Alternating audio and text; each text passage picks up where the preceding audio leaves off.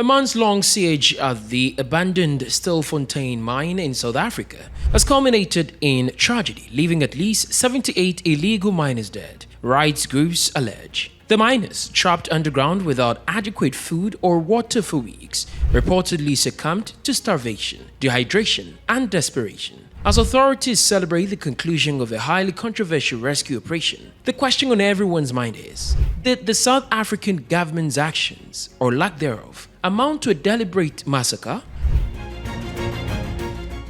On Thursday, South African police announced the end of their rescue efforts, stating that no more bodies or survivors remained in the mine. Cameras deployed into the vast tunnel network confirmed their grim conclusion. A total of 246 gaunt and emaciated survivors were rescued alongside 78 bodies, a stark reminder of the harrowing conditions underground. But why did it take so long for authorities to act? And could this tragedy have been prevented?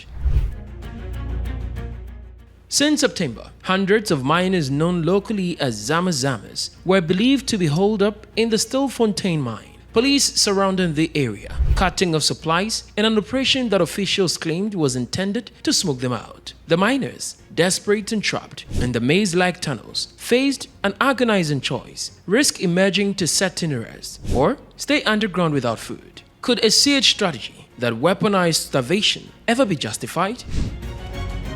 Human rights groups think not. Critics argue that the government's approach ignored basic humanitarian principles, turning a law enforcement operation into what some have called a state-sponsored death trap. Even after families and activists begged authorities to send in food or begin rescues, the government delayed, citing safety concerns. Was the state's refusal to act negligence, or something far worse? The stories emerging from the survivors paint a horrifying picture of life below ground. Rescued miners have described eating cockroaches and even human flesh to survive as supplies ran out. Some succumbed to dehydration. Others reportedly fell to their deaths while attempting desperate escapes. Can a nation claim moral high ground while forcing its most vulnerable into such inhumane choices?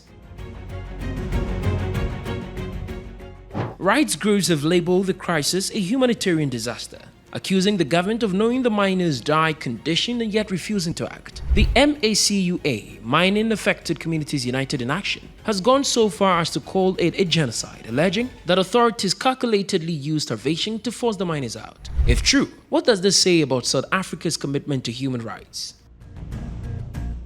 Illegal mining is nothing new in South Africa, where thousands of Zama-Zamas comb through abandoned mines for gold. While these miners are often portrayed as criminals, many are impoverished migrants from neighboring countries like Mozambique, Zimbabwe, and Lesotho. The informal mining trade is a $1 billion black market economy, fueled by desperation and exploited by criminal syndicates. Is it fair to hold the miners entirely accountable for the risk they take when systemic poverty leaves them no alternatives?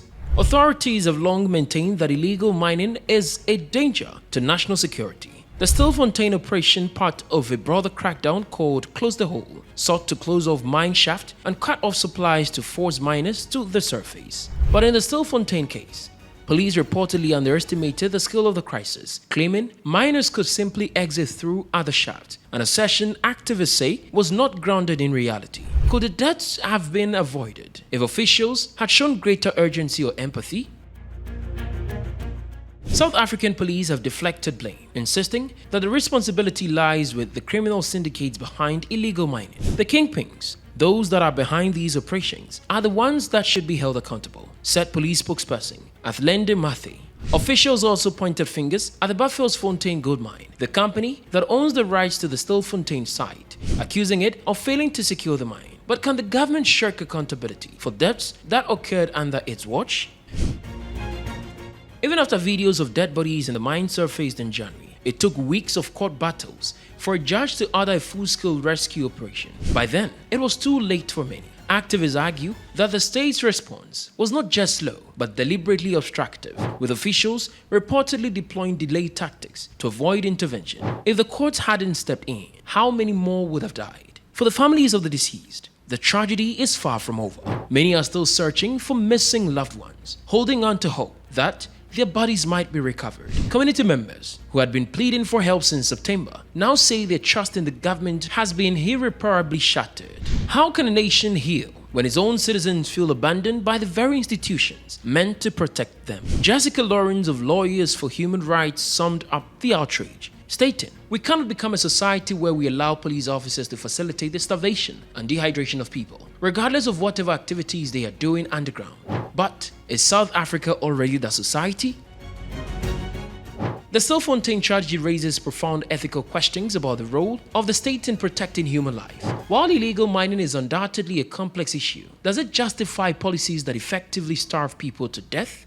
The government's justification for its actions, security, and law enforcement rings hollow in the face of preventable deaths. If the state's duty is to protect all lives, where was that duty when it came to the Zamazamas? At its core, this crisis is a story of systemic failure. It's a failure of poverty alleviation, as desperate individuals turn to dangerous work to survive. It is a failure of law enforcement, which opted for punitive measures over humane solutions. And it is a failure of governance, as officials prioritized optics over action. Can South Africa learn from this tragedy? Or will it be another chapter in a long history of neglecting its most vulnerable?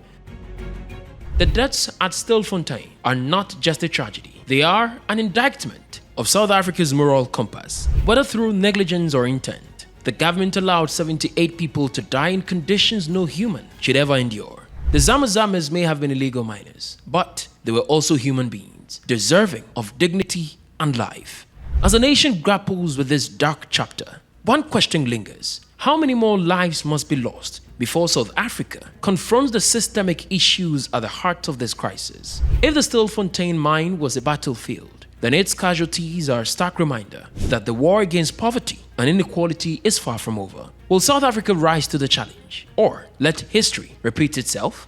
Your perspective matters. Do you think South Africa handled the situation at the Stilfontein mine in the best possible way? Share your thoughts and insights in the comment section below. If you like this video, be sure to subscribe to the New Africa channel and turn on the notification bell so you don't miss any of our informative future videos. Stay informed, stay engaged, and thank you for watching.